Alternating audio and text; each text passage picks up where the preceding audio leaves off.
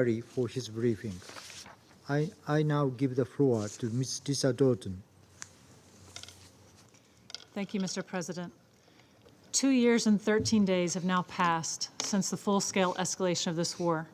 The latest wave of escalatory attacks in Odessa, Kharkiv, Sumy, Donetsk regions over the past few days shows how the conflict continues to inflict immeasurable human suffering, death, and devastation on the people of Ukraine. We were particularly appalled by the strike on the high-rise residential building in Odessa City this past weekend that, according to local authorities, killed 12 civilians, including 5 children. The recent attacks have left many other civilians without electricity, heat, and water. Multi-story apartment buildings have been damaged or destroyed by the impact of the strikes in cities and towns in Donetsk, Kherson, and Dnipro regions, rendering thousands homeless and in need of humanitarian assistance. Amid still cold winter temperatures, this damage is threatening the lives of the most vulnerable in particular, among them the elderly and those with disabilities. Many of these people have had to remain in frontline communities and are already suffering because of the disruption to essential services caused by the war. The UN Human Rights Office reports that nearly 31,000 civilians have now been killed or injured since 24 February 2022. This prompts me to repeat that attacks directed against civilians and civilian objects are prohibited under international humanitarian law. Indiscriminate attacks are also strictly prohibited. Parties to the conflict must take constant care to spare all civilians and civilian objects, including infrastructure essential for civilians' survival. On this International Women's Day, while we celebrate Ukrainian women as instrumental agents of change and honor the incredible work of Ukrainian women's organizations, we should also note the particularly harsh impact of the conflict on women and girls in Ukraine. The UN Population Fund reports a third of households led by women in Ukraine are struggling to feed themselves, and 60% of older women are unable to provide for their own basic needs. An increase in gender-based violence against women and girls has been a shocking hallmark of this war. Tragically, a lack of sufficient resources to sustain and expand a network of medical and social care services means that many of the 2.5 million people at risk of being subjected to gender-based violence in the coming year, notably acute for displaced women and girls near the front lines, will not have access to the services they need and deserve.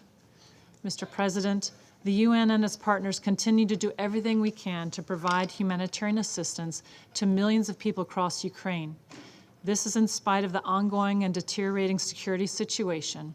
So far in 2024, 2 humanitarian workers have lost their lives and 10 have been injured, highlighting the dangers of delivering aid close to the front line. We're grateful to the donors who've so far provided 11% of the $3.1 billion needed for the 2024 Ukraine Humanitarian Needs and Response Plan. This has enabled us to address the ongoing impacts of the conflict and provide life-saving assistance.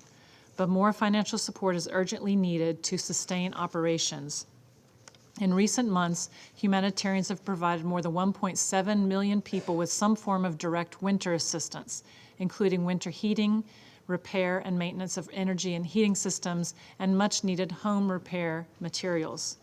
The commitment and endurance shown by some 600 partner organizations delivering a humanitarian response across Ukraine is remarkable. They are working in the middle of tremendous insecurity and danger to provide civilians with the services and supplies they need to see them through the harsh winter and beyond.